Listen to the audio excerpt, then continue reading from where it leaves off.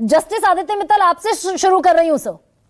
जिस केस में बलात्कार का दोषी पाया गया, सामूहिक बलात्कार का दोषी पाया गया कुलदीप सिंह सेंगर को पॉक्सो एक्ट की धारा 5 लगी। अब अदालत ये कह रही है कि गंभीर यौन अपराध का मामला बनता ही नहीं कुलदीप सिंह सेंगर के खिलाफ।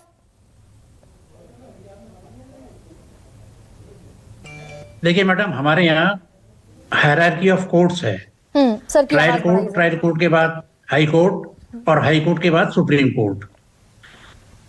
तो जरूरी नहीं है कि ट्रायल कोर्ट ने जो फैसला दिया है उस फैसले को हाई कोर्ट बरकरार रखे। हाई कोर्ट अपनी शक्तियों के अंतर्गत उस फैसले की पुनर्विवेचना कर सकती है, उस पर पुनर्विचार कर सकती है, और निश्चित रूप से ट्रायल कोर्ट के न्यायाधीश के मुकाबले हाई कोर्ट के न्यायाधीश को अधिक ज्ञानी माना जाता है कानून के मामले में।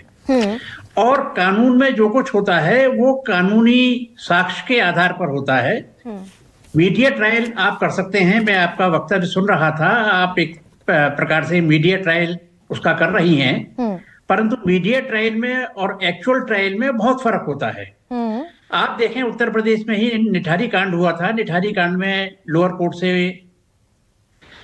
अपराधियों को सजा मिली थी, परंतु सुप्रीम कोर्ट से वो छूट गई। पर सर, आज तक नहीं पता चला कि आज तक ये भी तो पता नहीं चला, सुप्रीम कोर्ट से अपराधी भले ही छूट गए हों, लेकिन हमें आज तक नहीं पता कि वो जो बच्चों के कंकाल मिल रहे थे, वो जो बच्चे गायब हुए थे, उनको किसने मारा, किसने उनको उबाला खाया, नहीं पता चला ना आज तक। Still a mystery.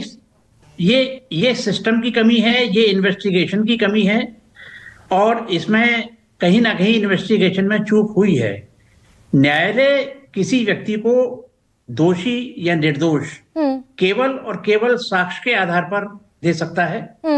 उसको जनभावना से जोड़ करके या उसको मीडिया की सुर्खियों में ला करके, या उसको प्रिंट मीडिया की सुर्खियों में ला करके किसी भी व्यक्ति को दोषी नहीं कहा जा सकता है। नहीं सर, जमानत तो दरअसल, एक second sir, with due respect sir, with due respect, जो सजा सस्पेंड हुई और कुलदीप सिंह सेंगर को जमानत मिली, वो तो इस आधार पर मिली ना कि ना तो वो सुरक्षा बल का कोई अधिकारी था, ना वो दरअसल पब्लिक सर्वेंट था, ना पुलिस अधिकारी था, ना वो जेल अधिकारी था। इसलिए गैंग रेप दरअसल उतना गंभीर अपराध अपने बचा ही नहीं। सर्विस में होता तो गंभीर अपराध हो जाता, सर्विस में नहीं था तो गंभीर अपराध नहीं है, गैंग रेप नहीं है। निश्चित रूप से मैडम, सेक्शन 376 रेप के 4 पार्ट हैं।